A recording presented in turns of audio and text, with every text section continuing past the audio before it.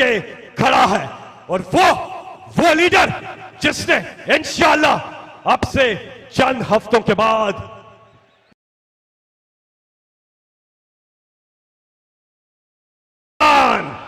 ये वो तारीखी मकाम था 1940 में, जब कायदे आजम की क़यादत में पाकिस्तान बनाने की करारदाद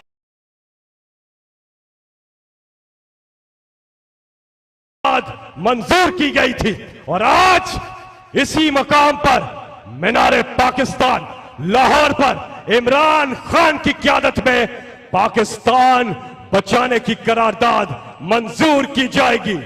वो लीडर जिसने अक़वाम आलम में नामूस से रसालत नबी आखिर ज़मा हजरत मोहम्मद मुस्तफ़ा सल्लल्लाहु अलैहि वसल्लम की नामूस का मुकदमा लड़ा, जिसने दुश्मन की आंखों में आंखें डालकर बात की, वो जो अपनी कौम के साथ डट के खड़ा है। और वो लीडर जिसने इंशाअल्लाह अब से चंद हफ्तों के बाद एक बार फिर पाकिस्तान के वजीर आजम का हल्फ उठाना है।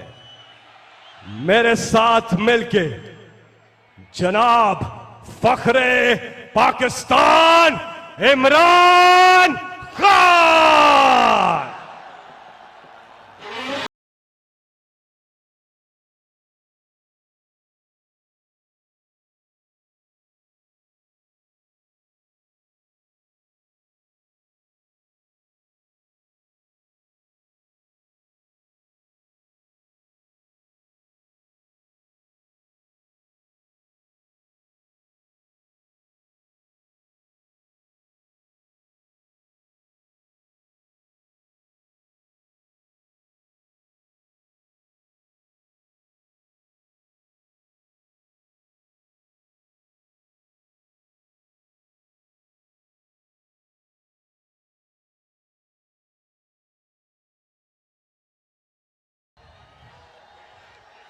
बिस्मिल्लाहिर्रहमानिर्रहीम।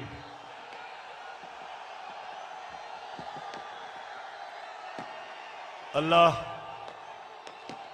तेरी इबादत करते हैं, तेरे से मदद मांगते हैं।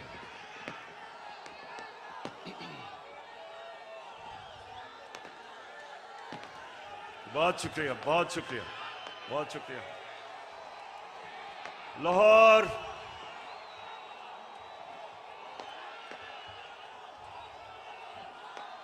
शुक्रिया, शुक्रिया। लाहौर मैं आपका जितना भी शुक्रिया अदा करूं वो कम है।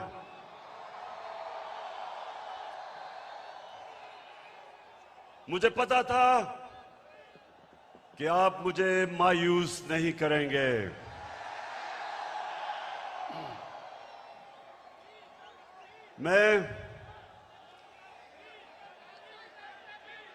मैंने कभी इतने बड़े जलसे के सामने खिताब नहीं किया। आप सबका शुक्रिया, माशाअल्लाह। अल्लाह का भी शुक्र अदा करता हूं कि उसने आपके दिल में वो शऊर डाला, आपको जगाया। ये अल्लाह का करम है, ये अल्लाह का खास करम होता है जब वो एक कौम को जगा देता है और एक इंसानों के हजूम को एक कौम बना देता है। ये अल्लाह तेरा लाख लाख शुक्र है। लाहौर में इधर पास ही मेयो हॉस्पिटल में पैदा हुआ था और मुझे बचपन से एहसास था। ये आपने आज गौर से बातें सुन। सामने प्लीज बैठ जाएं, बैठ जाएं, आप बैठ जाएं। वो नीचे देख सकते नीचे, बैठ जाओ, बैठ जाओ, बैठ जाओ, बैठ जाएं, सामने बैठ जाएं, वो देख नहीं सकते। बैठ जाएं प्लीज। देखें, मैं पाकिस्तान के साथ बड़ा हुआ हूं। मैं बार बार लोगों को बताता हूं कि मेरे मां बाप एक गुलाम हिंदुस्तान में पैदा हुए थे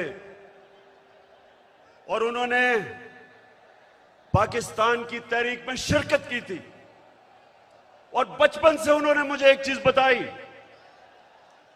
कि तुम खुशकिस्मत हो कि एक आजाद मुल्क में पैदा हुए हो।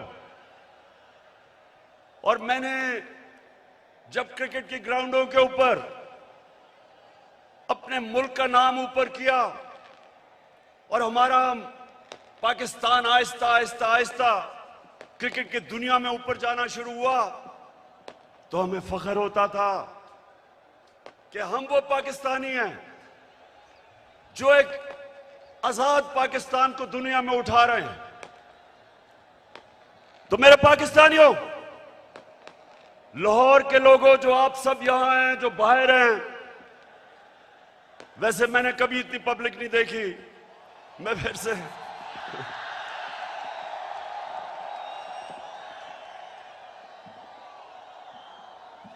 आप जितने भी लोग आज मेरी बात सुन रहे हैं, बड़े गौर से आज मेरी, क्योंकि मैंने आज आपको लाएमल देना है कि हमने ये ना गुलामी कबूल करनी है, ना ये इंपोर्टेड हुकूमत कबूल करनी है।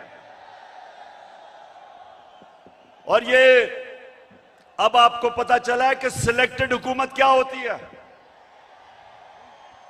जो बाहर से सिलेक्ट होके लोगों के ऊपर मुसल्लत की जाती है। ये होती है सिलेक्टेड हुकूमत, जो डरती है इलेक्शन से, जो साजिशों से, जो पैसे लगा के, जमीन खरीद के, बाहर जो साम्राज्य उनकी जूते पॉलिश करके जो आज ऊपर हमारे मुल्क पे मसल्लत की गई है।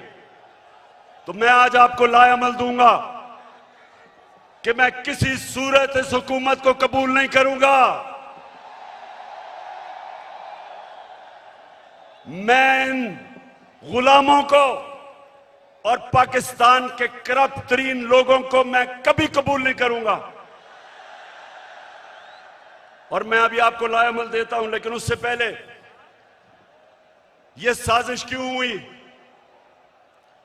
मेरे लाहौर के लोगों, जरा थोड़ा सा सब्र से सुने, यह साजिश हुई क्यों।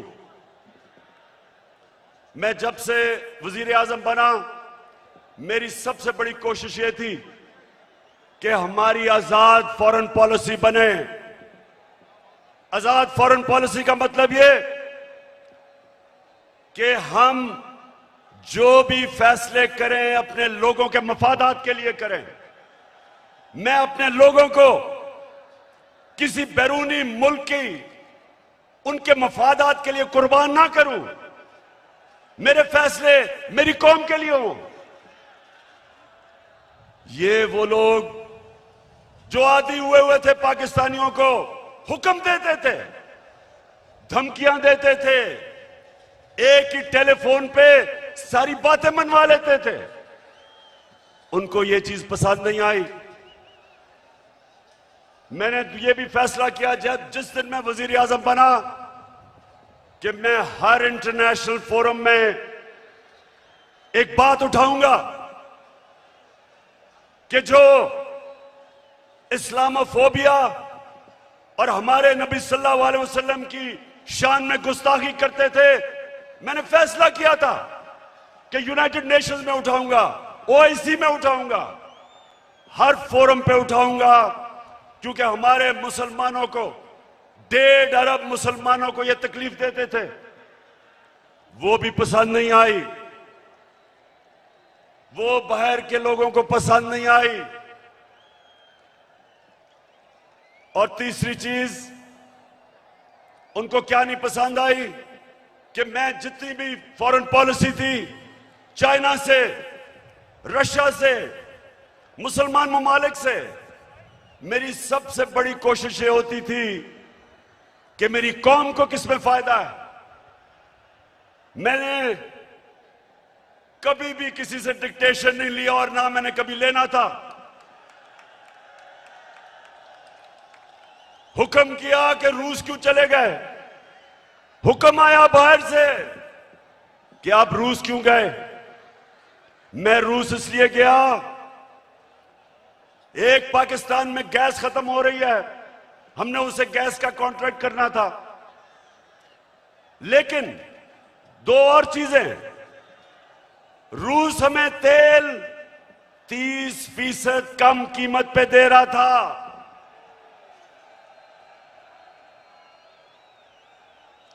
तेल 30% कम कीमत पे, इसका मतलब कि पेट्रोल और फजल रहमान को 30% कम पे हम बेच सकते थे।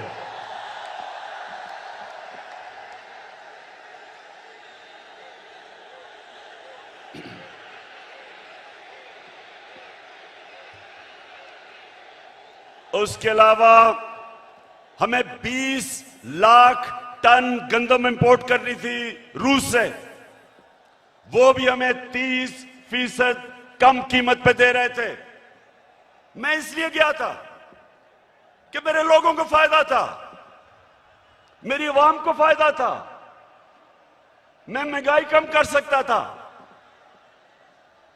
और ये देखें कि हिंदुस्तान जो अमेरिका का करीबी एलाई है, स्ट्रेटेजिक एलाई है, वो तेल मंगवा रहा है रूस से।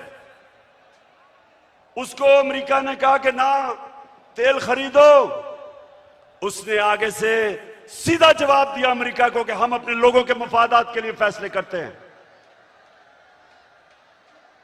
यानी कि हिंदुस्तान की फॉरेन पॉलिसी उनके लोगों के मफादात के लिए, और हमारी फॉरेन पॉलिसी किसी और कौम की मफादात के लिए। यह भी पसंद नहीं आई बात, चाइना से ताल्लुकात वो भी पसंद नहीं आए, तो तब बाहर से साजिश होनी शुरू हुई। लेकिन ये याद रखें कि साजिश कभी मुकम्मल नहीं हो सकती जब तक अंदर मुल्क के मीर जाफर और मीर सादिक ना बैठे हों। मीर जाफर वो गद्दार था जिसने अंग्रेजों के साथ मिलकर मुसलमानों की हुकूमत, सिराजुद्दौला की हुकूमत गिराई जाती मफादात के लिए। और मीर सादिक वो था, निजाम हैदराबाद के साथ मिलके, अंग्रेजों के साथ मिलके टीपू सुल्तान को इन्होंने हरवाया।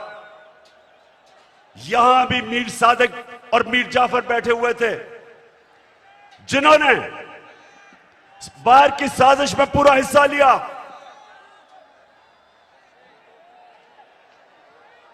क्या हुआ?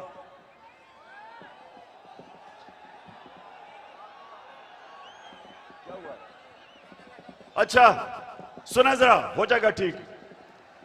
तो ये साजिश बाहर से हुई, अंदर मीर जाफर और मीर सादिक बैठे थे, अंदर थ्री स्टूजेस बैठे हुए थे, इन्होंने इनके साथ मिले, और भी इसके अंदर लोग मुलव्वस थे। और तारीख इन सारों को किसी को माफ नहीं करेगी जिन्होंने मिलके एक हुकूमत को कब गिराया। मेरे पाकिस्तानियों ये सुने, हमारी हुकूमत को तब गिराया जब हमारी हुकूमत की, और मैं चैलेंज करता हूं, सबसे बेहतरीन पाकिस्तान की परफॉर्मेंस तहरीक इंसाफ की हुकूमत की थी। हमारी इकोनॉमी सही तरफ जा रही थी, 5.6% पे हमारी इकोनॉमी बढ़ रही थी। ना नून लीग ने इसका कभी मुकाबला किया, ना पीपल्स पार्टी ने किया।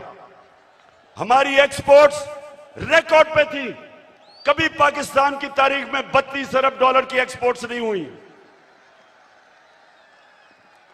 कभी पाकिस्तान में इतने बाहर से डॉलर्स नहीं आए।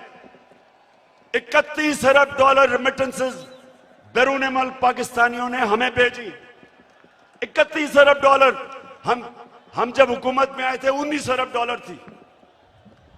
और पाकिस्तान की तारीख में सबसे ज्यादा पैसा हमने इकट्ठा किया टैक्स में, 6000 अरब डॉलर से ऊपर। यह भी पाकिस्तान की तारीख का रिकॉर्ड था। हमने सबसे सारे बर्रे सगीर में जिस मुल्क में सबसे कम बेरोजगारी थी वो पाकिस्तान था। सबको पीछे छोड़ गए हम। और ये कब?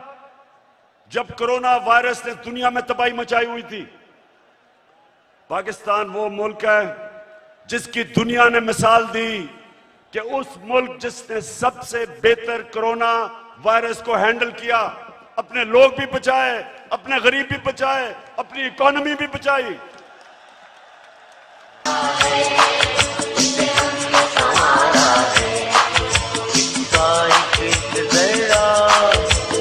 जान से प्यारा है। और अपने किसानों को, लाहौर के लोगों सुनो, हमने अपने किसानों को कैसे फायदा पहुंचाया। शुगर माफिया जो किसानों को कीमत पूरी नहीं देता था, टाइम पे पैसे नहीं देता था, क्योंकि सारे ताकतवर सियासतदान दोनों पार्टीज में शुगर माफिया का हिस्सा थे। हमने आके शुगर माफिया का मुकाबला किया, किसानों को पैसे दिलवाए ठीक टाइम पे, और उनको कीमत सही मिली। उन्होंने अपनी जमीन पे लगाया। और पाकिस्तान की तारीख में 5 फसलों में की तारीख में सबसे ज्यादा पैदावार पाकिस्तान की तारीख में एक पिछले साल हमने किया। गंदम की रिकॉर्ड पैदावार, गन्ने की रिकॉर्ड पैदावार, मकई की रिकॉर्ड पैदावार, आलू की रिकॉर्ड पैदावार, चावल की रिकॉर्ड पैदावार, ये हमारे दौर में हुआ। जब दुनिया कह रही थी कि पाकिस्तान की इकोनॉमी सही रास्ते पे निकल गई है और जिस रास्ते पे जा रही है आईएमएफ की गुलामी से आजाद होने जा रही थी, तब इन्होंने हमारी हुकूमत को साजिश करके गिराया। पहले हुकूमतें गिरती थी, 2 दफा बेनजीर की हुकूमत गिरी, 2 दफा नवाज शरीफ की 90 की दिहाई में। जब भी गिरी करप्शन पे गिरी। मैं चैलेंज करता हूं, बताएं कि क्या इमरान खान ने कोई लंदन में फ्लैट लिए, कोई फैक्ट्रियां लगाई? मेरे पे आज इल्जाम लगाया जा रहा है कि जनाब तोशा खाना से इसने कोई चीजें ली। जरा लाहौरियों जरा सुनो, तोशा खाना है क्या? समझो पहले ये क्या है।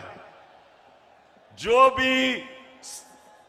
भी तोहफा मिलता है प्राइम मिनिस्टर और उनके वजीरों को, जो भी तोहफा मिलता है वो तोशा खाना में जाता है।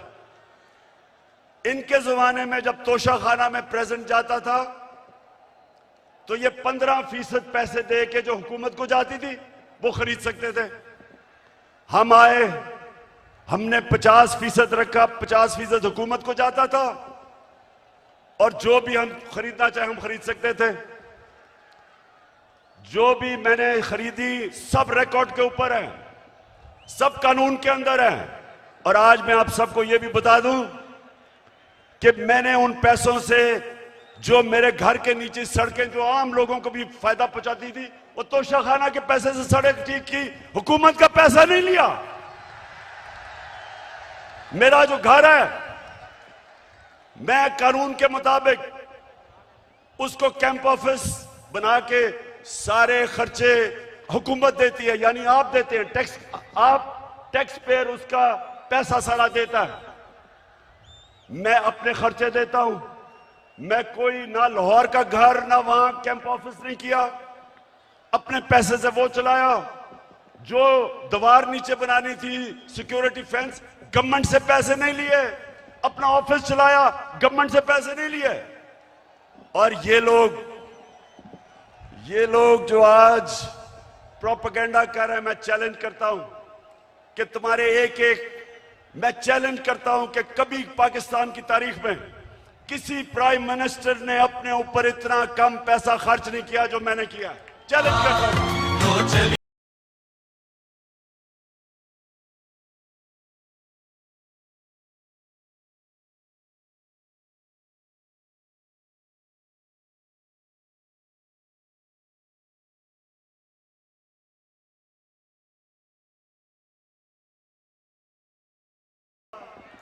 कि बाहर से साजिश हुई।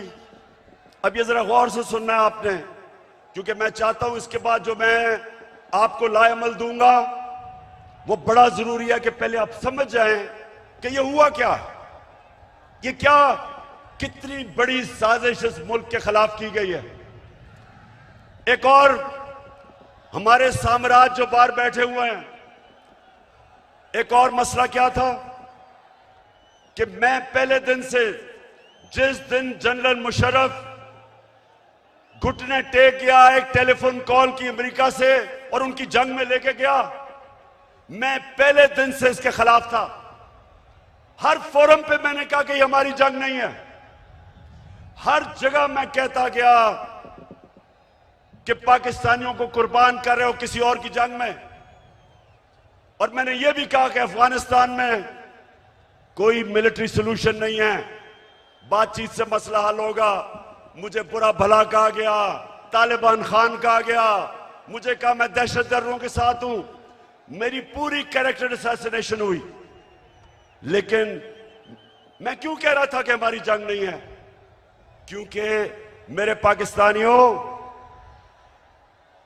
फॉरेन पॉलिसी बनती है, बार बार अपने ज़हन में डाल लो, अपने लोगों के फायदे के लिए। कौन से मुल्क अपने आप को किसी और मुल्क के लिए कुर्बान करता है? 80,000 हमारे लोग शहीद हुए, 6,500 हमारे फौज के नौजवान शहीद हुए, हमारा कबायली इलाका उजड़ गया, 100 अरब से डॉलर से ज्यादा मुल्क को नुकसान हुआ। कभी कोई कमीशन बैठी, कभी किसी ने यह सोचा कि ये किसने हमें इस जंग में लेके गया ताकि आगे से हम इस तरह की हिमाकत ना करें। तो जब मेरे से इंटरव्यूअर ने पूछा कि आप अमेरिका को बेस देंगे, क्या कहा मैंने? और क्या आप मेरे से कोई और उम्मीद रखते थे? एब्सोल्युटली नॉट के अलावा कोई उम्मीद रखते थे? क्योंकि मेरा जीना मरना पाकिस्तान में है, ये मेरा मुल्क है, ये मेरे लोग हैं। मैं क्यों अमेरिका के लिए अपने लोगों को कुर्बान करूं? तो ये भी उनको तकलीफ थी, उनको चाहिए थे चेरी ब्लॉसम बूट पॉलिश करने वाले,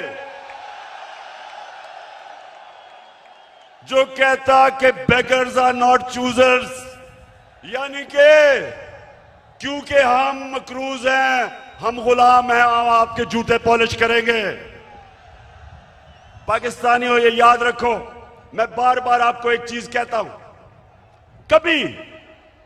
कभी किसी जमात को वोट ना दो जिनके लीडर्स के पैसे जायदादें मुल्क से बाहर पड़ी हैं, कभी उनको वोट ना दो। ठीक करेगा सब कप्तान, नया बनेगा पाकिस्तान, नया बनेगा पाकिस्तान, नया बनेगा पाकिस्तान।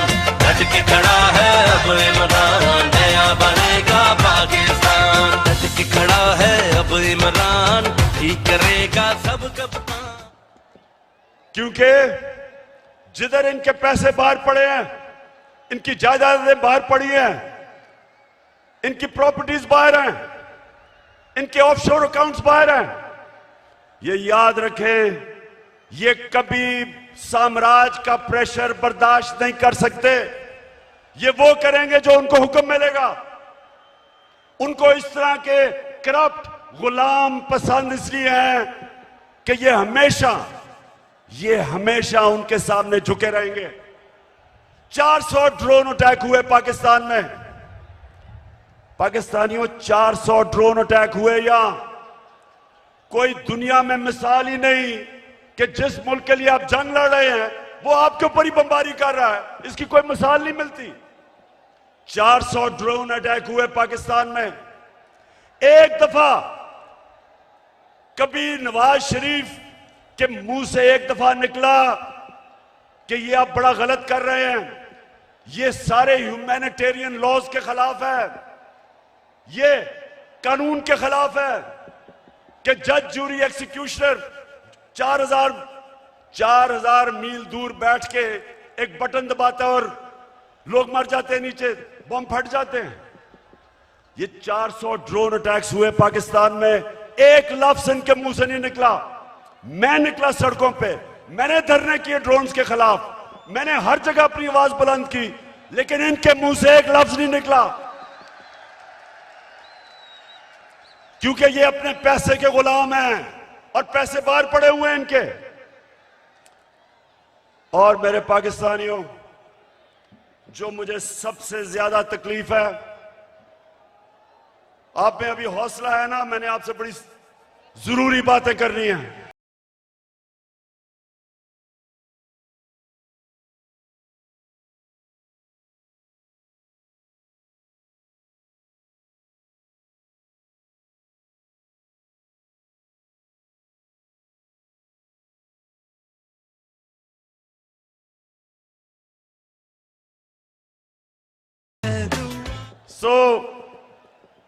हुआ क्या, बाहर से साजिश प्लान हुई, अंदर मीर जाफर बैठे हुए थे। हमें एक मुरासला आता है, हमारे एम्बेसडर से मीटिंग होती है एक अमेरिकी ऑफिशियल की, और उधर वो उसको क्या कहता है, ये जरा सुने, तकब्बर सुने जरा, उसका तकब्बर।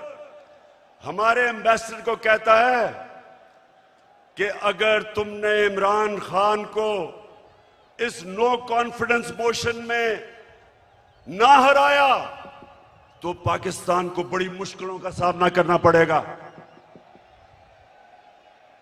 तकब्बर सुने, 22 करोड़ हमारी आवाम, दुनिया का 5वां छठा बड़ा मुल्क, और एक ऑफिशियल हमारे एम्बेसडर को कह रहा है कि अगर तुमने इमरान खान को, ये जो उसके खिलाफ नो कॉन्फिडेंस मोशन आ रहा है, अभी आया नहीं था, उसको पहले ही पता था, कहता कि अगर ये आपने इसको ये अगर कामयाब ना हुआ इसके खिलाफ तो पाकिस्तान को बड़ी मुश्किलों का सामना करना पड़ेगा। लेकिन अगर कामयाब हो गया, और ये सुनो मेरे पाकिस्तानियों, कहता अगर कामयाब हो गया तो हम पाकिस्तान को माफ कर देंगे।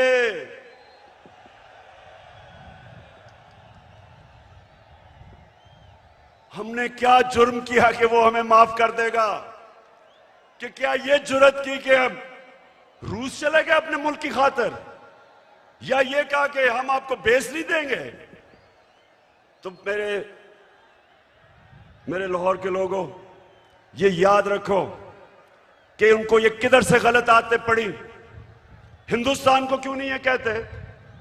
इनकी जुर्रत है हिंदुस्तान के प्राइम मिनिस्टर को वहां, अच्छा प्राइम मिनिस्टर मैं हूं, ये सुना जरा, चीफ एग्जीक्यूटिव पाकिस्तान का मैं हूं, और मैसेज किसको दे रहे हैं, किसको कह रहे हैं किसको हटा दो? बताएं किसको कह रहे हैं? प्राइम मिनिस्टर तो मैं था। तो मेरे पाकिस्तानियों जरा गौर से सुने, ये साजिश फिर क्या होता है, एकदम अगले दिन अदम एतमाद की वो आती है तहरीक, वो टेबल करते हैं असेंबली में, और हमारे जनाब 20 लोगों को वहां सिंध हाउस में जाना शुरू हो जाते हैं, उनकी बोली लग जाती है, 20-20 करोड़ में उनके जमीर बिकने शुरू हो जाते हैं।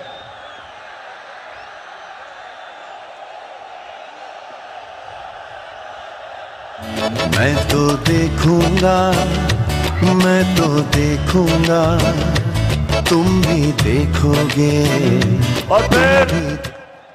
और फिर जो हमारे इत्तेहादी हैं, मैं मुंह से लाई आज आपको खराज तहसीन पेश करता हूं, आप वाहिद रह गए, बाकी सारे चले गए। मैं तो देखूंगा, मैं तो देखूंगा, उनकी कीमतें लगी, बोलियां लगी, जैसे बकरा ईद पे बकरे बिकते हैं, बंद किया जनाब उनको सिंध हाउस के अंदर, सिंध से पुलिस लेके आए। सोचिए ये पाकिस्तान में हो रहा है। मैं अपनी आज बड़े अदब से मैं अपनी अदालतों से पूछता हूं कि क्या ये आइन के खिलाफ नहीं है, ये कानून के खिलाफ नहीं है कि बिक रहे हैं बकरों की तरह, अवाम से वोट लेके आए हमारे टिकट पे, और वहां जाके उनकी बोलियां लग गई। यानी ये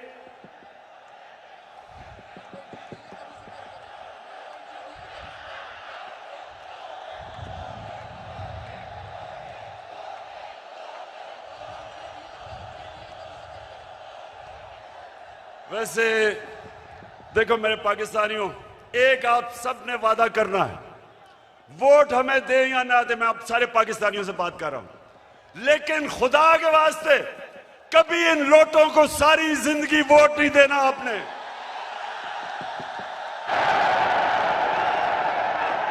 जमीर फरोशों को, जिनका ना कोई दीन है ना ईमान है ना उनमें शर्म है, कि सारी जिंदगी उनके बच्चों के ऊपर धब्बा लगेगा कि ये हैं वो लोग जिन्होंने अपने आप को बेचा, अपने जमीरों को बेचा। सारी जिंदगी के लिए इनके ऊपर एक मोहर लगे कि कभी ये सियासत के पास ना आए। जिन जिन हलकों में ये जाएंगे, मेरी कौम पाकिस्तानियों, अगर आपने इनको किसी भी हलके में जीतने दिया, आप इस मुल्क से गद्दारी करेंगे।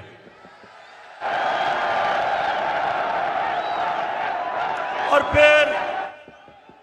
फिर जो होता है वो तारीख का हिस्सा है। अदालतें भी 12 बजे खुल जाती हैं।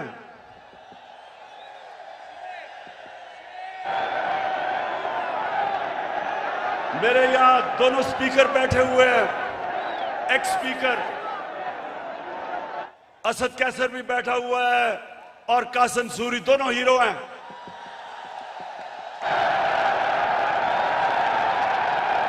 हम सारा वक्त, हमारे आइन में ट्राइकोटमी ऑफ पावर की बात थी।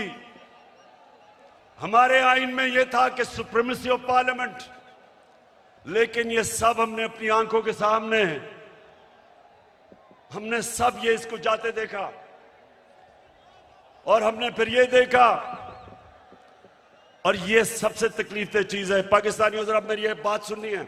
सबसे तकलीफदेह चीज क्या है कि इस मुल्क के सबसे बड़े डाकू 30 साल से जो इस मुल्क को लूट रहे थे, जिनके ऊपर करप्शन के केसेस थे, जो जमानत पे थे, उनको इस कौम के ऊपर मुसल्लत किया गया।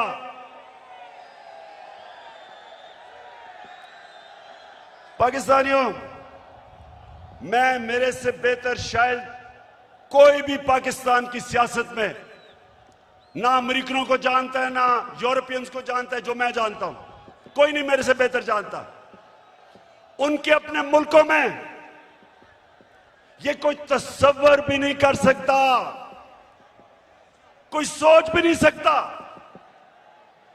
कि एक आदमी जमानत पे हो, उसको पार्लियामेंट तो दूर की बात है, उसको चपड़ासी भी बना दे।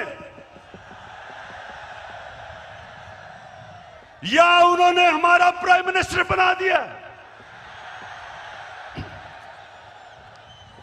और उसके बेटे को, जो सारा लाहौर जानता है कि हर एक एक चीज के ऊपर रिश्वत लेता था, उसको चीफ मिनिस्टर का कैंडिडेट बना दिया। मैं ये सोचता हूं, आज मेरे पाकिस्तानियों सुनो जरा, मैं ये सोचता हूं, क्योंकि मैं उन माशरों को बड़ी अच्छी तरह जानता हूं कि वो हमें कितनी हकारत से देखते हैं। हमें वो क्या समझते हैं कि चोरों के हमारे ऊपर मुसल्लत कर दिया। खुद सोचो, 20 साल ये जो आज बैठे हुए हैं, ये एक दूसरे को चोर कहते रहे हैं। क्या ये चेरी ब्लॉसम ने नहीं कहा था कि मैं आसिफ जरदारी का पेट फाड़ के पैसा निकालूंगा? ये क्या लोगों को बेवकूफ समझते हैं? क्या नवाज शरीफ ने 2 दफा आसिफ जरदारी को जेल में करप्शन पे नहीं डाला था? और क्या आसिफ जरदारी ने हुदैबा पेपर मिल का अरबों रुपए का केस नवाज शरीफ और शहबाज शरीफ पर नहीं किया था? और क्या ये दोनों मिलके फजल रहमान को डीजल नहीं कहते थे?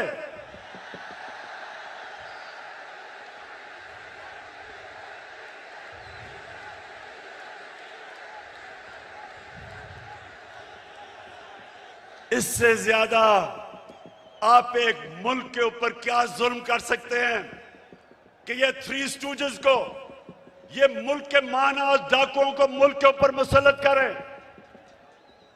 मैं आपको आज ये बता रहा हूं, जब तक मैं जिंदा हूं मैं इनका मुकाबला करूंगा, मैं कभी इनको तस्लीम नहीं करूंगा।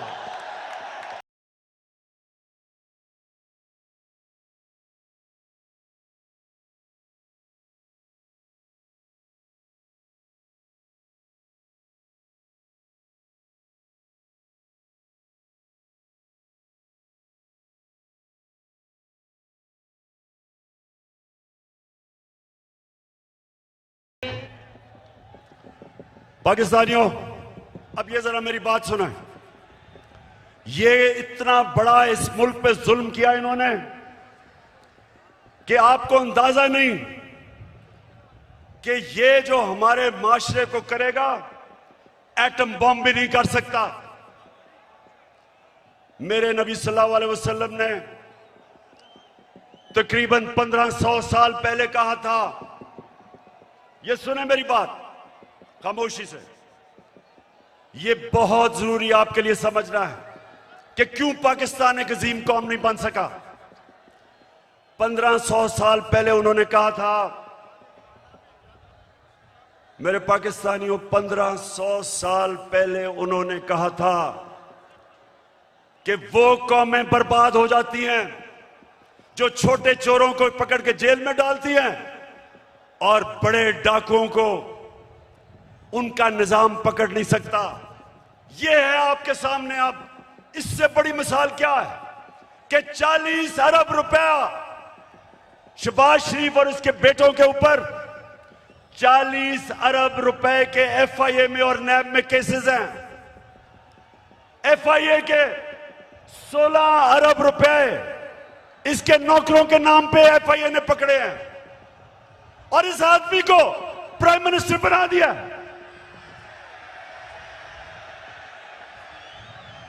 मैं आज सारी दुनिया से पूछता हूं, अपनी सारी कौम से पूछता हूं कि मुझे यह बताएं आप कि वो जो एफआईए के, और मैं उनको खराज तहसीन पेश करता हूं एफआईए के ऑफिसर्स को जिन्होंने इसके केस निकाले और पकड़े।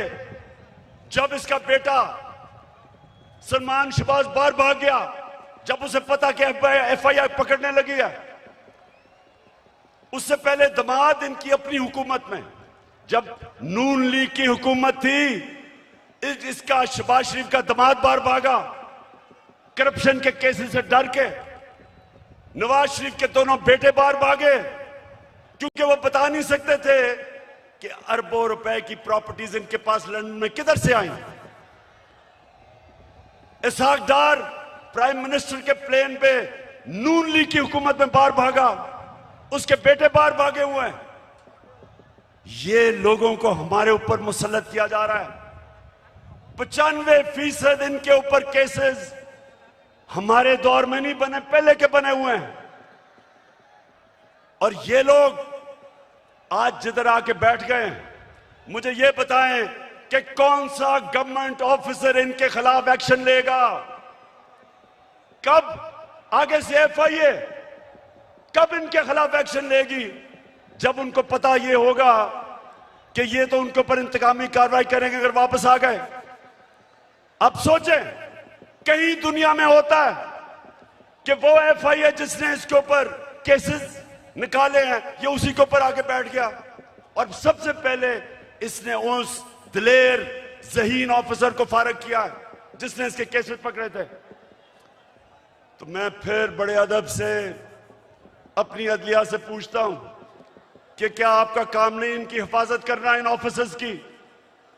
क्या आपका काम नहीं कि एक कॉन्फ्लिक्ट ऑफ इंटरेस्ट, कि जो आदमी एफआईए में पकड़े हुए केसेस, आपका काम नहीं उनकी हिफाजत करना?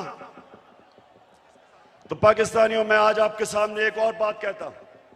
3.5 साल मैं हुकूमत में कोशिश करता रहा कि इनके केसेस आगे बढ़े। 3.5 साल में कोशिश करता रहा। पुराने केसेस थे इनके, जरदारी के ऊपर अरबों रुपए के केस थे, उसकी और उसकी वो जो ओमनी ग्रुप, बिलावल भुट्टो को भी उसी अकाउंट से पैसा जा रहा है, फेक अकाउंट से, जिधर रेहान अली को पैसा जा रहा है। साफ ओपन एंड शट के, वो जो सिंध का चीफ मिनिस्टर है उसके ऊपर पूरा केस ओपन एंड शट, लेकिन कुछ होता ही नहीं था। मेरे नीचे ना नैब भी मेरे नीचे नहीं, अदलिया आजाद, क्या कर सकते थे? 100 FIA के केसेस जो इसके ऊपर हुए और वो भी डर डर के बेचारों ने किया, तो मेरे हाथ में क्या था? और जिनके हाथ में पावर थी, मैं आज आपको यह कहना चाहता हूं कि वो करप्शन को बुरा ही नहीं समझते थे। उनके लिए करप्शन बड़ी चीज ही नहीं थी। उनके ख्याल में कि ये जो करप्शन है ये तो होती है, और उन्होंने, क्योंकि वो करप्शन को बुरा नहीं समझते थे, ये सबसे बड़ा इस मुल्क के ऊपर अलमिया है कि आज जिन लोगों को जेल में होना चाहिए था वो आज या वजीर बन गए और या प्राइम मिनिस्टर बन गए हैं और या वजीर आला बनने की कोशिश कर रहा है। तो पाकिस्तानियों, ये कौम ये बर्दाश्त नहीं कर सकती, कोई कौम ये बर्दाश्त नहीं कर सकती। इसलिए मैं अभी आपको लाएमल दूंगा कि हमने करना क्या है, लेकिन मैं ये आपको वाजे कर दूं, मैं जब तक जिंदा हूं मैं इस नाइंसाफी और जुल्म का मुकाबला करता रहूंगा।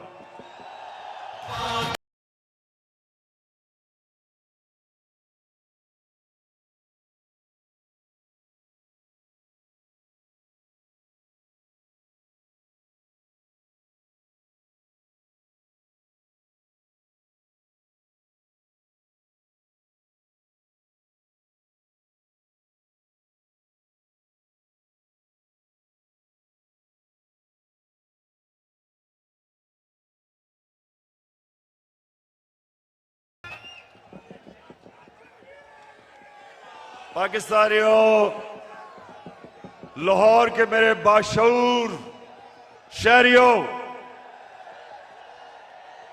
पहले बताएं आप तैयार होंगे जो मैं आपको बाद में बताने लगा हूं मेरे साथ, इंशाल्लाह। अच्छा, अब मैं आपको जिस चीज की मुझे और बहुत तकलीफ है कि वो केसेस जो भी ताकतवर है यहां, उनको हमारा इंसाफ का निजाम कानून के नीचे ला ही नहीं सकता। अब ये सोचें कि जब हमारे नबी सल्लल्लाहु अलैहि वसल्लम ने कहा था कि कौम तबाह हो जाती जब ताकतवर को नहीं पकड़ती, डाकू को और सिर्फ छोटे चोरों को पकड़ती है, उनकी सोचें, उनकी हिकमत, यानी उनमें अल्लाह ने उनको सबसे दुनिया का अजीम आदमी किसी वजह से बनाया था और हमें हुक्म किया था कि उनकी सुन्नत पे चलो। देखिए, छोटा चोर भैंस चोरी कर लेगा, मोटरसाइकिल चोरी कर लेगा, ज्यादा से ज्यादा गाड़ी चोरी कर लेगा, कितना पैसा बना लेगा। लेकिन जब बड़ा डाकू चोरी करता है, अरबों रुपए की चोरी करता है, अब वो बिस्तर के नीचे नहीं वो पैसा रख सकता, वो बैंक में नहीं डाल सकता क्योंकि पकड़ा जाएगा, लिहाजा वो पैसा मुल्क से बाहर भेजता है, दुगना नुकसान करता है, चोरी भी बड़ी करता है। और जब वो पैसा मुल्क से बाहर भेजता है, जिसको मनी लॉन्ड्रिंग कहते हैं, तो वो डॉलर खरीद के भेजता है। जब वो डॉलर खरीदता है, डॉलर के ऊपर प्रेशर पड़ता है, रुपए की कीमत गिरती है, जब रुपया गिरता है महंगाई आती है, गुर्बत बढ़ती है। आज ये हाल है कि यूनाइटेड नेशंस के सेक्रेटरी जनरल ने एक कमेटी बनाई है जिसको कहते हैं फैक्ट टाइप पैनल। उस पैनल को उसने कहा इन्वेस्टिगेट करो कि क्या वजह है कि गरीब मुल्क गरीब हो रहे हैं और अमीर मुल्क अमीर हो रहे हैं। आपको पता है उस पैनल ने क्या, उसने जब इन्वेस्टिगेट किया तो क्या चीज सामने आई कि हर साल, पाकिस्तानियों इधर और से सुनो, हम IMF से हम सिर्फ 6 अरब रुपए के कर्जा जब लेते हैं तो हमें उनकी हर बात माननी पड़ती है। हमें मुल्क के ऊपर एक जंजीर डल जाती है गले में $6 अरब पे। तो हर साल गरीब मुल्कों से जो पैसा जाता है अमीर मुल्कों में, ऑफशोर अकाउंट्स में, लंदन फ्लैट्स में, वो $1,700 अरब है। $1,700 अरब हर साल गरीब मुल्कों से चोरी होकर अमीर मुल्कों में जाता है। हमारे मुल्क से अंदाजा लगाया जाता है $15 अरब हर साल बाहर जाता है चोरी करके। और वो कौन करता है? वो भैंस चोर या मोटरसाइकिल चोर नहीं करता, वो ये बड़े बड़े डाकू जो आज ऊपर मुसल्लत कर दिए हैं, ये चोरी करके पैसा बाहर भेजते हैं। और इसलिए मेरे पाकिस्तानियों, इनका मुकाबला करना है हमने।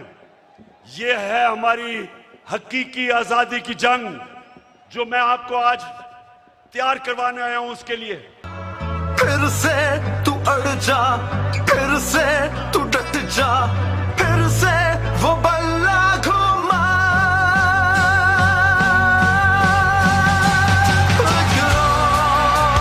कदम बढ़ा, फिर से वो लम्हा दोहरा जब जीत के आया था, फिर से वतन को जिता। एक और कदम बढ़ा, फिर से वो लम्हा। ये मैंने सुना है कि ये मीर जाफर की हुकूमत ने फैसला किया है कि कमीशन बनाएंगे उमर आसरे के ऊपर। शहबाज शरीफ, तुम और तुम्हारी फैमिली से ज्यादा झूठे लोग दुनिया में आए नहीं हैं। तुम्हारे से ज्यादा करप्ट लोग इस दुनिया में नहीं आए। आपने तो जाके लाहौर हाई कोर्ट में गारंटी दी थी कि नवाज शरीफ वापस आ जाएगा। नवाज शरीफ ने नेशनल असेंबली में खड़े होकर कहा, जब पैनामा में ये पकड़े गए, पैनामा में क्या हुआ था?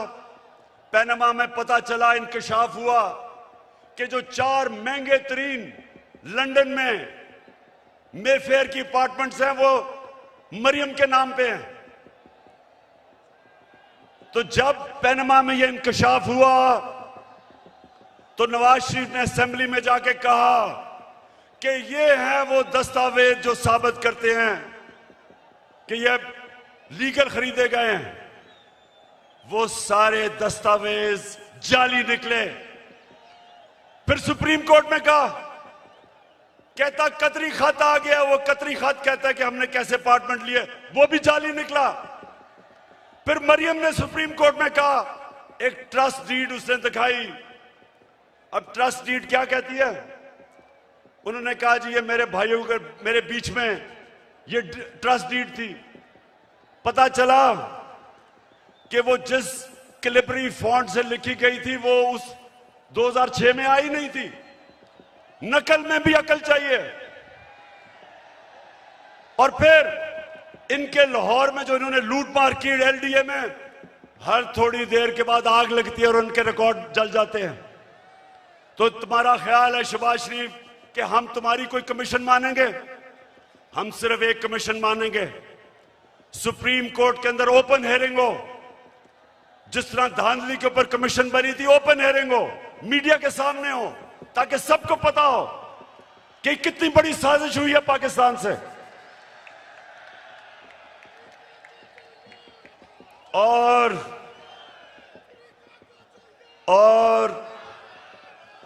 ये जो भी चीफ इलेक्शन कमिश्नर है, ये जो चीफ इलेक्शन कमिश्नर है, इसको तो नून लीग के अंदर कोई ऑफिस का ओहदा दे दो। इसका जितना इसने तहरीक इंसाफ के खिलाफ काम किया आके, मैं तो कहता हूं कि नून लीग के लोग भी शर्म आती उनको काम करते हुए कि सारे फैसले हमारे खिलाफ। फॉरेन फंडिंग केस क्या है? हमें बैरून मुल्क पाकिस्तानियों ने पैसे भेजे, वो पाकिस्तानी जो कि 31 अरब डॉलर इस मुल्क को भेजते हैं जिस पे पाकिस्तान चलता है, वो फॉरेन फंडिंग नहीं है। और हमने इनको बार बार कहा है कि जब भी आप इन्वेस्टिगेट करें तो नून लीग की भी साथ इन्वेस्टिगेशन करें, पीपल्स पार्टी की भी करें। और लाहौर के लोगों, मैं आपके सामने दावा करता हूं कि जब भी हमारी सामने इन्वेस्टिगेशन होगी, दूध का दूध पानी का पानी हो जाएगा। एक पार्टी होगी पाकिस्तान की तारीख में जो पॉलिटिकल फंड रेजिंग करती है, लोगों से पैसे इकट्ठे करती है। इनके पैसे वो बिजनेसमैन देते हैं जिनके साथ मिलकर ये पैसे बनाते हैं, उनको कॉन्ट्रैक्ट्स दिलवाते हैं, फिर उनसे पैसे लेते हैं। एक एक का नाम भी मुझे पता है, उनसे पैसे लेते हैं। इनके पास कोई फंड रेजिंग का तरीका नहीं है। तो मैं चैलेंज करता हूं कि अगर हिम्मत है तो हम तीनों के इकट्ठे केस सुनो, ताकि सारी कौम को पता हो, सारी कौम के सामने आए कि किससे सही माने में पैसे इकट्ठे करें और कौन 2 नंबरी से पैसे इकट्ठे करता है। वतन की हालत को सुधारो, तब्दीली आ गई है यारो।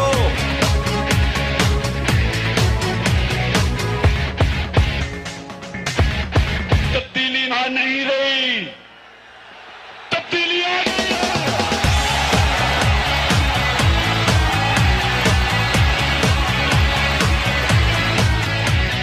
अब गरीब ना वैसे मैं सोचता हूं ये नून लीग की और पीपल्स पार्टी के लोगों को मैं सोचता हूं, और वो डीजल वाले के लोगों को भी, कि मुझे ये बताएं कि कोई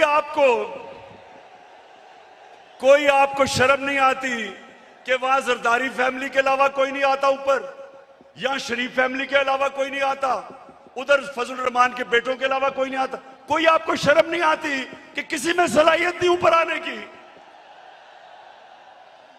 हमारी पार्टी में क्यों नहीं है? बताएं मेरा कौन सा रिश्तेदार है, बताएं कौन है रिश्तेदार, कौन सा दोस्त है मेरा पावर में? क्योंकि मेरिट के ऊपर चल रहे हैं हम। ये खानदानी पार्टीज, मैं इनके ऊपर हैरत मुझे होती है कि क्यों नहीं इनको अजीब लगता कि वो एक बच्चे को बाहर से उर्दू उसको पूरी आती नहीं, उसके सामने बड़े बड़े झुके हुए होते हैं। वो जब नवाज शरीफ प्रेसिडेंट ओबामा को मिला पर्चियां पकड़ के, तो जिसकी काम पे टांग रही थी,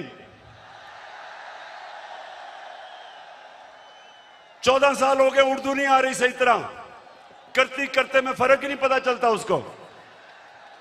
तो दूसरी तरफ वो मरियम तैयार है, जिसने जिंदगी में 1 घंटे का काम नहीं किया, वो तैयार बैठी है, उसका बेटा तैयार बैठा है, उनके रिश्तेदार तैयार बैठे हैं सबके। तो कोई इनके लोगों को कोई एहसास नहीं कि ये हैं कौन, इनकी सलाहियत क्या है सिवाय चोरी करने के, कि इनके अलावा कोई ऊपर ही नहीं आ सकता।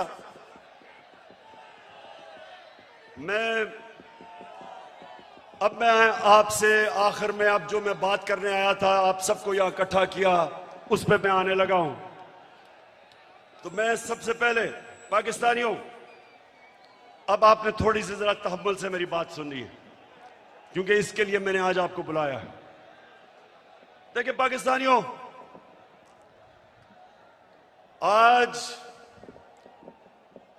आज वो दिन है, 84 साल पहले इल्लामा इकबाल इस दुनिया से गए थे। सामने उनका मजार है, और वो एक ऐसा इंसान था, शायद ही कोई ऐसा ज़हन 500 साल में मुसलमान दुनिया में आया हो। और इल्लामा इकबाल की जो पूरी कोशिश थी कि एक गुलाम कौम को उठाए, जिंदा करे गुलाम कौम को, उनकी इतनी शायरी है। लेकिन जो मुझे सबसे ज्यादा पसंद है, और आज जो मैं एक फिक्रा कहना चाहता हूं, कि उस रिस्क से मौत अच्छी है जिस रिस्क से परवाज में आती है कोताही।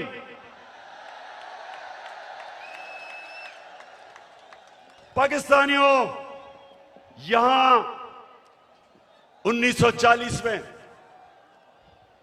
जब कायदे आजम ने पाकिस्तान की रेजोल्यूशन करारदाद पाकिस्तान पास की थी, तो वो क्यों एक इतनी बड़ी ख्वाब उन्होंने यह अनाउंस की थी कि हिंदुस्तान के मुसलमानों ने फैसला किया कि हम एक आजाद मुल्क में रहना चाहते हैं। ये पाकिस्तान सिर्फ इस खित्ते के मुसलमानों के लिए नहीं था। जो हिंदुस्तान में मुसलमान जो नहीं पाकिस्तान आ सके, उन्होंने भी वोट दी पाकिस्तान के लिए, क्योंकि पाकिस्तानियों बड़ी ख्वाब का नाम था पाकिस्तान। और पाकिस्तान का जो नारा था, पाकिस्तान का मतलब क्या, मैं ये चाहता हूं आज कि पहले आप ला इलाहा इल्लल्लाह का मतलब सही माने में समझ लें। ला इलाहा इल्लल्लाह का मतलब यह है कि वो एक इंसान को आजाद कर देता है, एक छोटे इंसान को एक अजीम इंसान बना देता है। मौलाना रूमी ने कहा कि अल्लाह ने जब तुम्हें पर दिए, क्यों चूंटियों की तरह जमीन में रेंग रहे हो? क्योंकि ला इलाहा इल्लल्लाह इंसान को पर देता है। जब इल्लामा इकबाल कहता है कि परवाज में कुताही ना आए, तो कुताही तब आती है जब इंसान गुलामी करता है।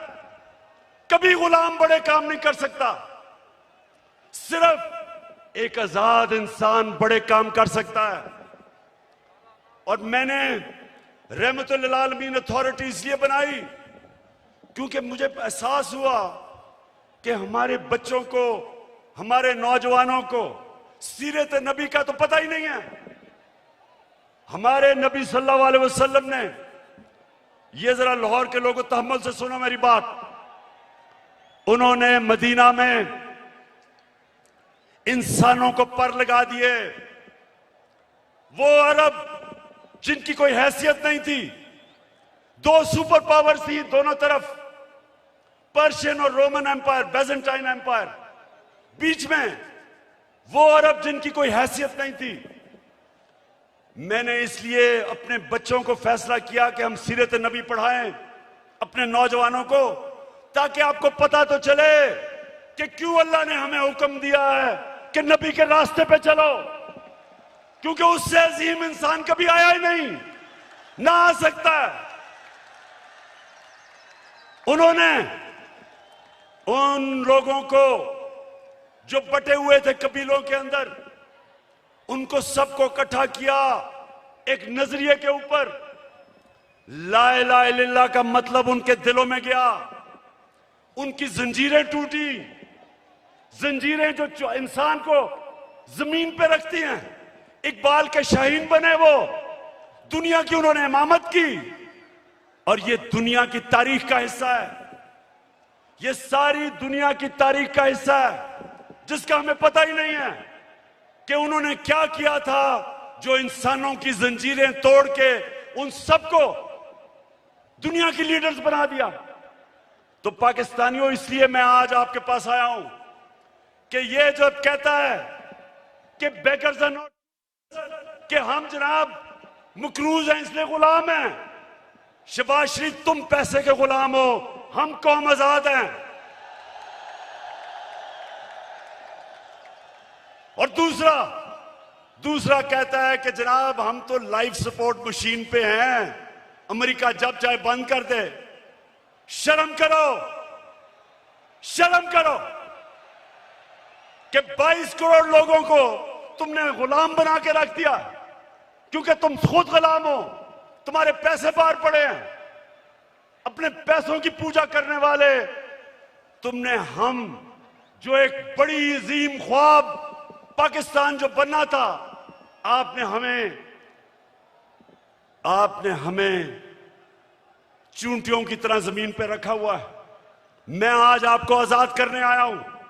मैं आप आज से अहद लेने आया हूं कि हमने इकबाल का शाहीन बनना है। हमने किसी सूरत किसी के सामने झुकना नहीं है। हमने 22 करोड़ की एक ऐसी कौम बनना है, वो कौम बनना है। और मेरा लीडर कायदे आजम था जो एक गुलाम हिंदुस्तान में भी आजाद आदमी था। तो पाकिस्तानियों, मैं चाहता हूं कि आप अपना मुकाम समझें। कुरान में अल्लाह कहता है कि मैंने इंसान को अशरफुल मखलूकात बनाया, सबसे अजीम मखलूक। फरिश्तों को कहा कि इंसान के सामने झुको। शैतान को उन्होंने जन्नत से निकाला एक वजह से। इबादत तो वो सबसे ज्यादा करता था अल्लाह की, क्योंकि उसमें तकब्बर था, कहता मैं इंसान के सामने नहीं झुकता। और अल्लाह ने उसे कहा कि तुम्हें भी अंदाजा नहीं कि मैंने इसको क्या सलाहियतें दी हैं। और कुरान में फिर ये भी है, जब इंसान ऊपर जाता है तो फरिश्तों के उससे ऊपर चला जाता है, लेकिन जब वो गिरता है जानवरों से नीचे गिर जाता है। हमारे ऊपर है, हम ऊपर जाना चाहते हैं या जमीन पर रेंगना चाहते हैं। पाकिस्तानियों, आप एक दफा फैसला कर लें। जब आप फैसला करेंगे कि हम किसी सूरत स्वाय अल्लाह के किसी के सामने नहीं झुकेंगे, आपकी परवाज ऊपर चली जाएगी। जिस दिन ला इलाहा इल्लल्लाह का मतलब आप समझ गए, आपकी जंजीरें टूट जाएंगी। ये जो गुलामी की जंजीरों में हमें डालना चाहते हैं, टूट जाएंगी। अब सब उठ जाएंगे। 22 करोड़ लोग हैं बाहर, पाकिस्तानी बैठे हैं, हर किस्म की सलाहियत रखते हैं, लेकिन ये चोर और डाकू, पैसे के गुलाम, अगर ये आपके ऊपर बैठे रहे, ये मुल्क कभी आगे नहीं बढ़ेगा बल्कि नीचे जाएगा। हमारी कभी फॉरेन पॉलिसी आजाद नहीं हुई। स्वाय थोड़ी देर के भुट्टो के जमाने में, और भुट्टो को साजिश करके अंदरूनी मीर जाफर ने उसको फांसी दिलवाई। कभी उसके बाद आजाद नहीं हुई, लेकिन कभी इतनी गुलाम भी नहीं हुई जो ये 3 स्टूजेस के दौरान हुई है। जो इन्होंने हमारे साथ किया, जिस तरह इन्होंने हमें गुलामी करवाई, इसकी कोई मिसाल नहीं है। रमजी यूसुफ को पकड़ा दिया अमेरिकनों को, हमारे कानून के बरखिलाफ। एमएल कांसी को पकड़ा दिया हमारी अदालतों को पूछे बगैर। एमएल कांसी के वकील ने अमेरिका की अदालत में क्या कहा, जब उन्होंने पूछा जज ने कि क्यों पाकिस्तान के कानून के बगैर आप उसको उठा के ले गए, तो उसका वकील कहता कि पाकिस्तानी अपनी वालदा को बेच देंगे डॉलरों के पीछे। और वो किसका दौर था? नवाज शरीफ का दौर था। हम नहीं बेचेंगे, नवाज शरीफ बेच देगा, पैसे का पुजारी है। फिर जनरल मुशर्रफ का दौर आया, 9/11 के बाद इसने पकड़ के पाकिस्तानियों को ग्वांटानामो बे में दे दिए। मुल्ला ज़ईफ तालिबान का एम्बेसडर था, जिनीवा कन्वेंशन के मुताबिक उसको प्रोटेक्शन थी, उन्होंने उसके बावजूद पकड़ा दिया, उनको ग्वांटानामो बे में भेज दिया। हमारे मुल्क से लोगों को उठा के ले गए। हम जंग उनकी लड़ रहे हैं और दुश्मन हम ही बने हुए हैं। 400 ड्रोन अटैक्स करवा दिए, कबायली इलाके को उजाड़ दिया। जो कबायली इलाके के लोगों को मुश्किलों का सामना करना पड़ा, आप सोच भी नहीं सकते। 35 लाख लोगों ने नकल मकानी की वहां से, 40 लाख लोगों ने स्वाद से नकल मुकानी की। या मेरे 2 एक्स मिनिस्टर्स बैठे हुए हैं। मुराद सईद, इसकी वालदा को उसी जंग में स्वाद में जब बम फटा तो उसकी वालदा के सर पे लगा, अभी तक वो कोमा में है, सालों से वो कोमा में पड़ी हुई है। यहां सरताज गुल है, उसका भाई यहां खुदकुश हमले में लाहौर में वो बेचारा शहीद हुआ। मेरे मां और वालिद की दोनों तरफ से एक जनरल बिलाल शहीद हुए, वालदा की तरफ से और न्याजी हमारे मियां वाली से शहीद हुए। 80,000 हमारे लोग मारे गए। क्यों? पाकिस्तान की जंग से क्या ताल्लुक था? क्योंकि गुलाम बैठे हुए थे। हमें कुर्बान किया गया किसी की खातिर और हमें दुनिया में जिल्लत मिली। उसामा बिन लादेन को पाकिस्तान में आके इन्होंने खत्म किया। कोई 3 दिन कोई बोला नहीं। प्रेसिडेंट ओबामा अपनी किताब में लिखता है कि मुझे बड़ा खौफ था कि मैं सदर जरदारी को जब टेलीफोन करूंगा वो बड़ी मुजम्मत करेगा कि तुमने हमारे मुल्क में आके ये किया क्या। कहता जब 3 दिन के बाद मैंने जरदारी को टेलीफोन किया तो कहता मुझे मुबारक देनी शुरू कर दी उसने।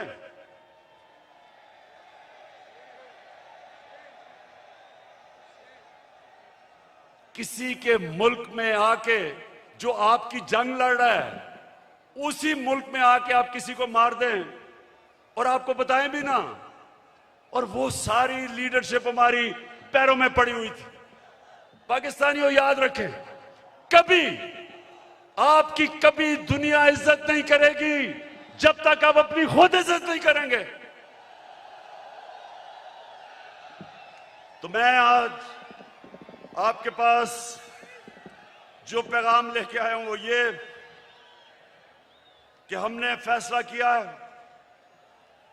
कि पाकिस्तान की हकीकी आजादी की तहरीक चलाना। हमारे ये मुखालिफ समझते हैं कि जी मीनार पाकिस्तान के बाद क्या होगा। कान खोल के सुन लो,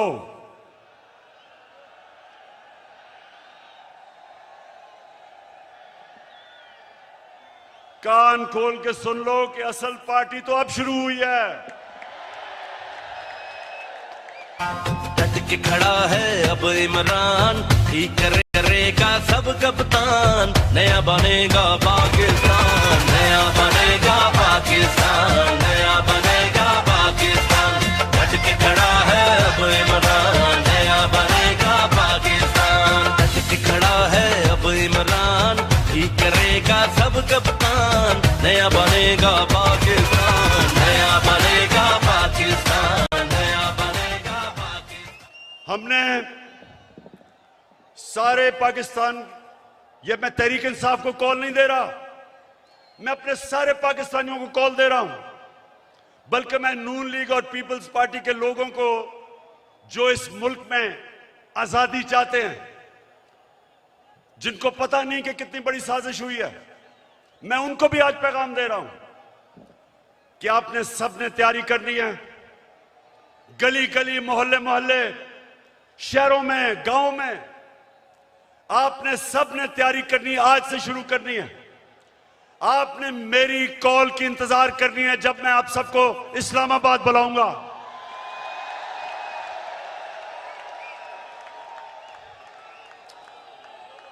मैं आज ये वाजे कर दूं कि मैं किसी किस्म का तसादुम नहीं चाहता। ये मेरा मुल्क है, मेरे कोई इस मुल्क के बाहर जाने की जगह नहीं। ये तो जब भी थोड़ी मुश्किल आती है बाहर भाग जाते हैं।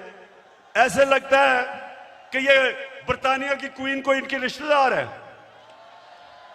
सारे वहीं भाग जाते हैं। वो इसहाक डार, वो यहीं इधर ही पुराने शहर में उसका बाप की साइकिलों की दुकान थी, बड़ा मेहनत का आदमी था, लेकिन आजकल उनको जरा देखें, लगता है वो कोई बरतानिया का लॉर्ड था। तो ये वो लोग हैं, ये वो लोग हैं जब मुश्किल पड़ती है बाहर भाग जाते हैं। हमारा मेरा जीना मरना पाकिस्तान है। किसी किस्म का मैं तसादुम नहीं चाहता अपने मुल्क में। हमारी फौज है, हमारी पुलिस है, और फौज का भी मैं ये कह दूं कि अगर हमारे पास एक ताकतवर फौज ना होती तो आज पाकिस्तान के 3 टुकड़े हुए होते। हमारे जो दुश्मन हैं वो सिर्फ इसलिए कामयाब नहीं हुए कि माशाअल्लाह हमारी कौम अपनी फौज के साथ खड़ी है। हमारी फौज ने एक गलत फैसला मुशर्रफ ने किया, गलत फैसला उसने किया, लेकिन हमारी फौज ने जिस तरह की कुर्बानियां दी, वो कुर्बानियां ना देते तो आज पाकिस्तान का भी वो जो शाम और इराक का हाल है वो होता। तो हम आज दाद देते हैं अपनी फौज को, अपनी पुलिस को। हम चाहते हैं कि हमारी पुलिस भी एक मजबूत पुलिस फोर्स बने। हम कोई किसी किस्म की इस मुल्क को नुकसान नहीं पहुंचाना चाहते, लेकिन हम किसी सूरत इस इंपोर्टेड हुकूमत को तस्लीम नहीं करेंगे। जो भी हो, ये जब समझते हैं कि ये तहरीक खत्म हो जाएगी, तहरीक अभी जोर पकड़ेगी। मैंने अपनी सारी पार्टी के बड़े बड़े सीनियर्स को कहा है कि इन्होंने निकल जाना है सारे पाकिस्तान में। आपने जाके लोगों को तैयार करना है, अपनी हकीकी आजादी की तहरीक में सबको शामिल करना है। आपने अपने इलाकों से निकल के और सीनियर लीडरशिप ने पाकिस्तान के उन इलाकों में जाना है ताकि लोग तैयार हों, मेरी कॉल की इंतजार करें। और मैं सिर्फ एक चीज चाहता हूं, कोई और चीज नहीं चाहता। मैं चाहता हूं कि जल्दी से जल्दी इलेक्शन अनाउंस किए जाएं। हम एक जमहूरी पार्टी हैं, हम जमहूरियत चाहते हैं, लेकिन हम कभी भी इस सिलेक्टेड इंपोर्टेड हुकूमत को कभी तस्लीम नहीं करेंगे। एक ही तरीका है, जिनसे भी गलती हो गई, एक ही तरीका है गलती ठीक करने का, फौरी इलेक्शन करवाओ।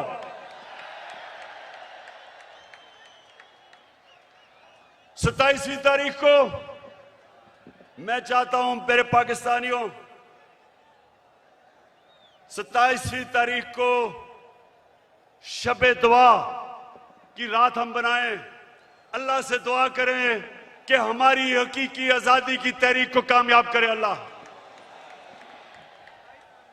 और मैं सबसे अब आखिर में ये अहद लेना चाहता हूं,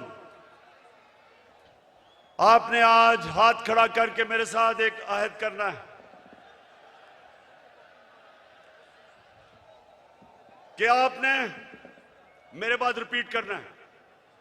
अभी जवाब आपको कहूंगा, रिपीट करना है। क्या हम सब आज अहद करते हैं कि हम अपने मुल्क की हकीकी आजादी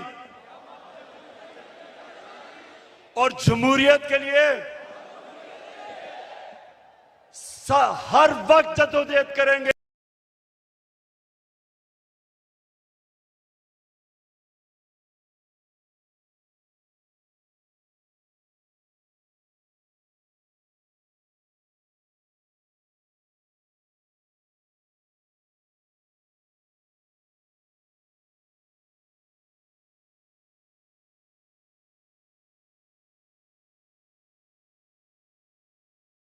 मेरे पाकिस्तानियों,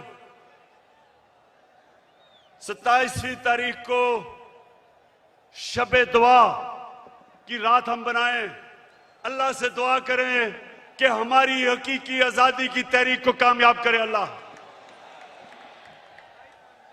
और मैं सबसे अब आखिर में ये अहद लेना चाहता हूं, आपने आज हाथ खड़ा करके मेरे साथ एक अहद करना है कि आपने मेरे बाद रिपीट करना है। अभी जवाब आपको कहूंगा, रिपीट करना है। क्या हम सब आज अहद करते हैं कि हम अपने मुल्क की हकीकी आजादी और जमहूरियत के लिए हर वक्त जद्दोजहद करेंगे, तब तक जद्दोजहद करेंगे जब तक इलेक्शन अनाउंस नहीं होते। पाकिस्तान जिंदाबाद।